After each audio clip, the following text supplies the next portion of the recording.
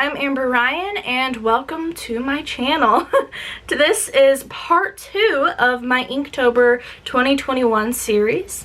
This episode has one of my favorite pieces of the entire challenge, and I believe it's actually the first piece you're going to see in this video, so I hope you guys really like that one. Spent a lot of time on that one, and I hope you guys are just really enjoying the series. Yeah, I don't want to go on too long for this intro, so let's just get right into the video and start creating.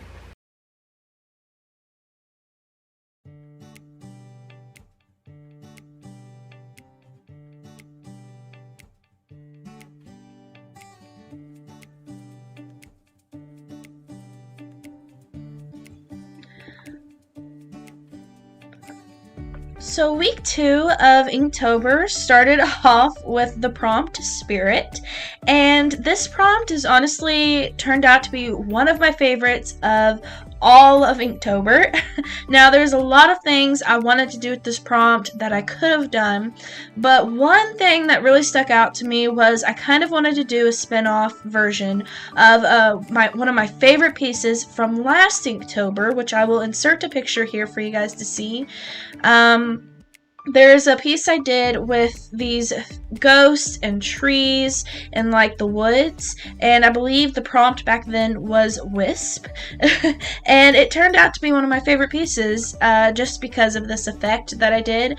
If you remember, if you watched my first video for the very first prompt of this Inktober this year, I did my 3D technique where I layered these pieces onto cardboard and made it pop out from a watercolor background.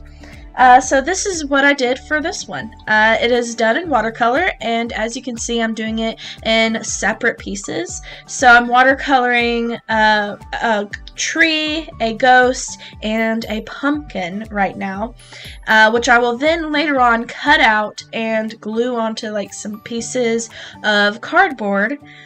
That I will then put onto a separate watercolor background that I do, and it gives it this 3D effect and gives it a little bit dimension and just makes it pop, and I just really love using that technique. I can't quite remember where I learned it. I think it was from Casey Golden. I would always watch her and she was actually the one who got me into watercolor in the first place, and yeah, so maybe that's where I learned this technique. I can't really recall. I've been doing it for a while now, so but it is one of my favorite methods when I do my art. I just really fall in love with pieces that I use this method on. So I highly advise you trying it with your own art.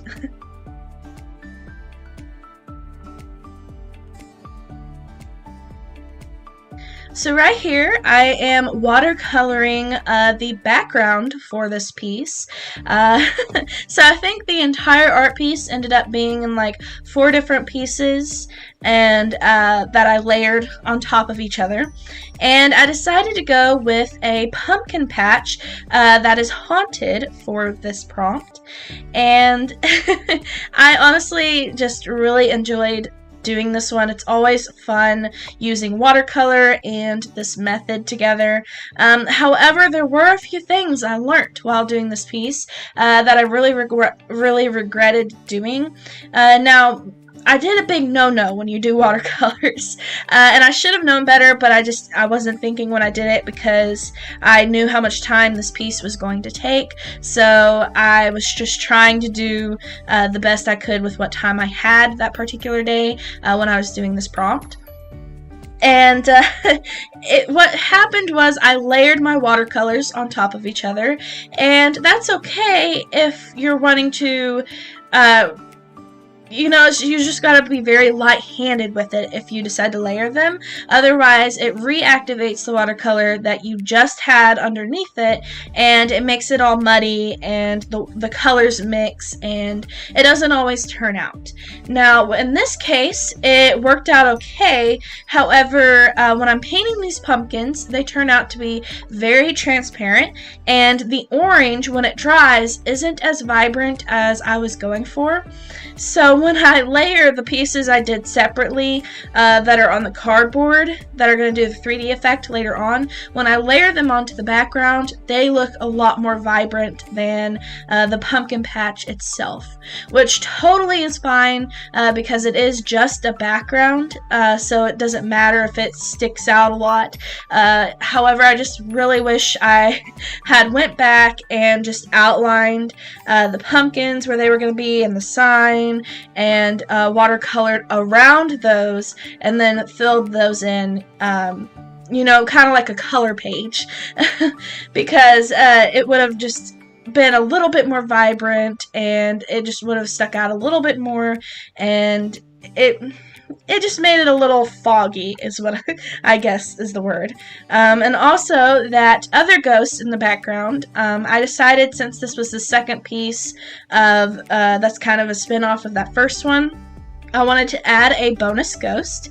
So I added a light purple ghost around the pumpkin patch sign, as you see right there, and this effect actually worked out really well with that ghost because of the transparency. However, the pumpkins, really wished I had done something different with those. However, that's really the only thing I have to say badly about this piece, because I really fell in love doing it, and it was just such a fun one to do. I can't express how fun it is to try something new with your art and just really go for it. So despite me not using you know, watercolors properly, how I wished I had, this piece was really fun, and I definitely didn't hate doing it. So, and here's me showing you putting cardboard on the back of the pieces, and this will give it the 3D effect, so it sticks out from the background and makes it look, give it more atmosphere, I guess, and just really stick out. And it just, I love when my pieces do that. It's just the funnest pieces is when I use those methods. So, and here it is.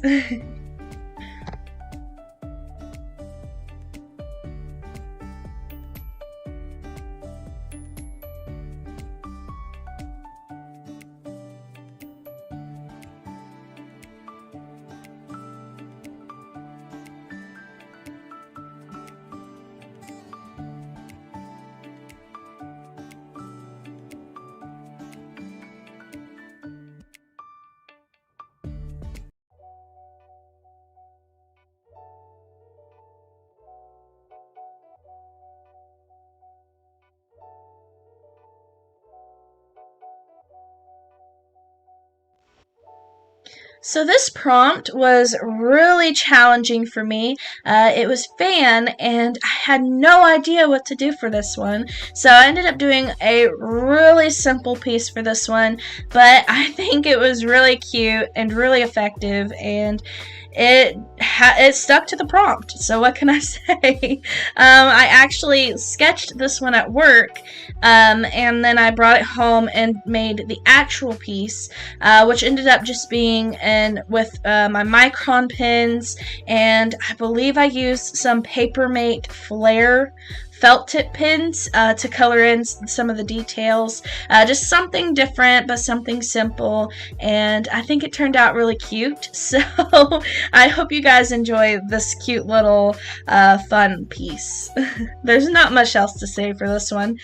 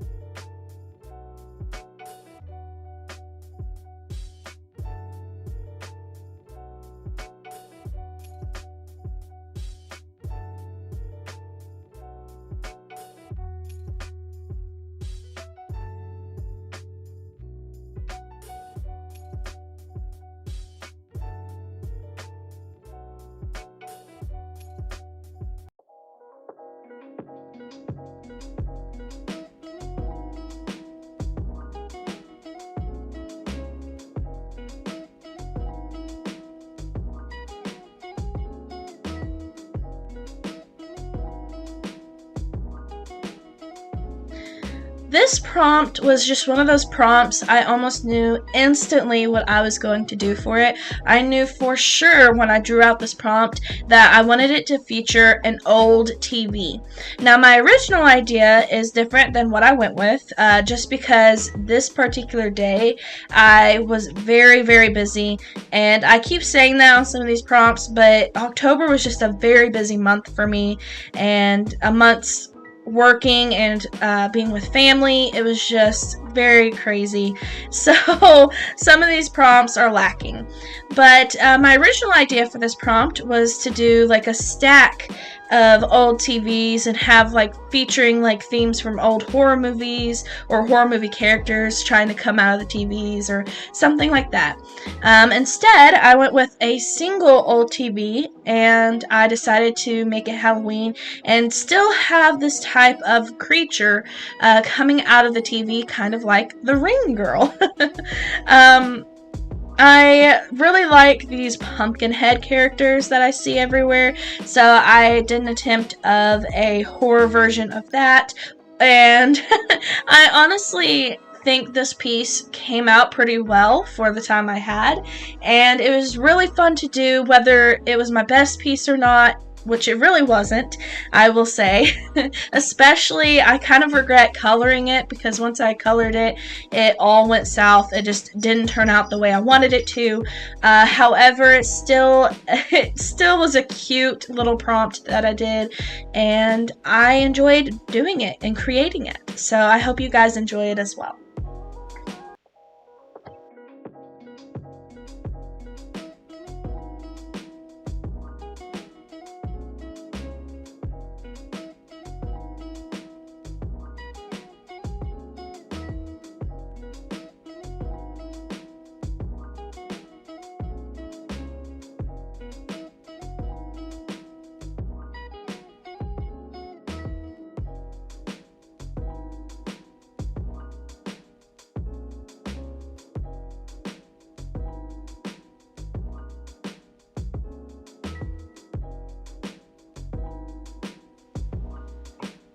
This is where I wished I had stopped with this piece, with the micron pens, inking them. I should have just left them after inking it with the microns, but instead I did continue and colored in the piece with my Papermate Flare felt tip pins. Well, I guess they're marker pins, but which I previously used. The first time I used them through Inktober this year was on that fan prompt, and that was just for little details, and there wasn't much to color in.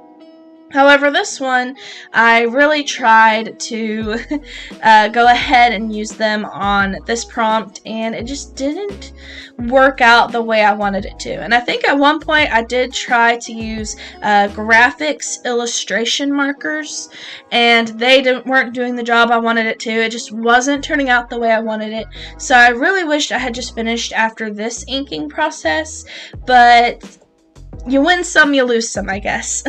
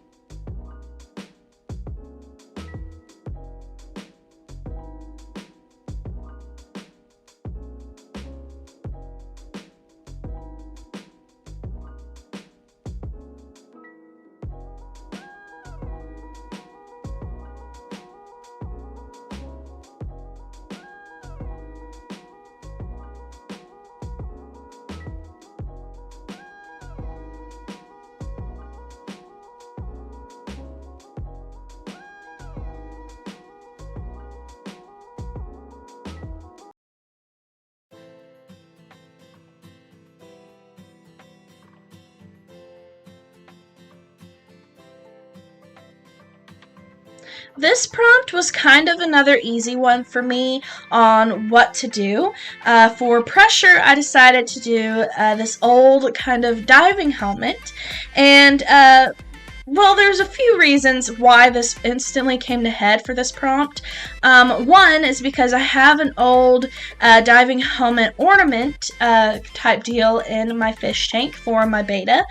And that sits on my desk right next to me while I was doing these. So instantly I kind of based the diving helmet exactly off of that decoration. And also, my sister loves diving. She is a certified diver. And also, my third reason why this popped up is I love watching Adventures with Purpose on YouTube, where they dive and help find missing people and loved ones that have went missing in the water in their cars, or have just went missing in general in the water, and they go and use sonar to find these missing people in water. And they do diving, and they dive down on these cars, and they help solve all of these cold cases, and it's just really cool to see. And of course, I had to make it creepy for Halloween, so I added a skull inside of the diving helmet.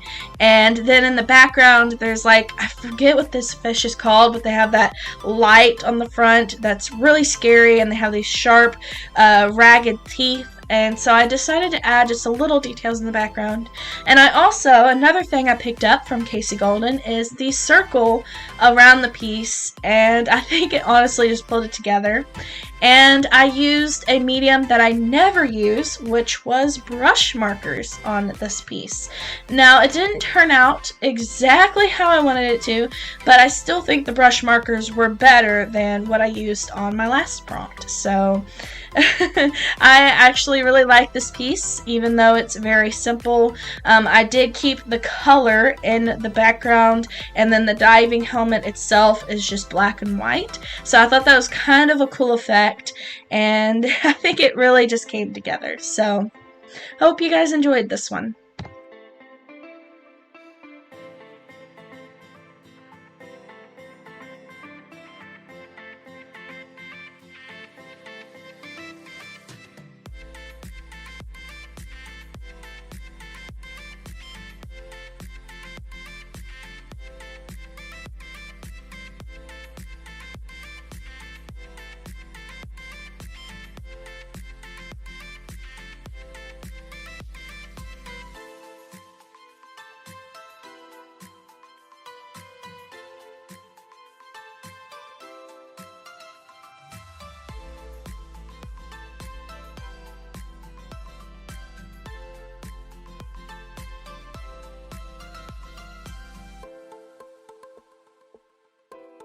And that is all for part 2 of my Inktober series. I hope you guys are enjoying it all so far.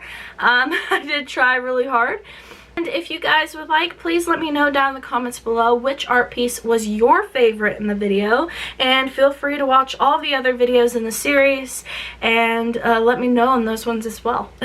Thank you guys for watching, and I hope to see you guys next time.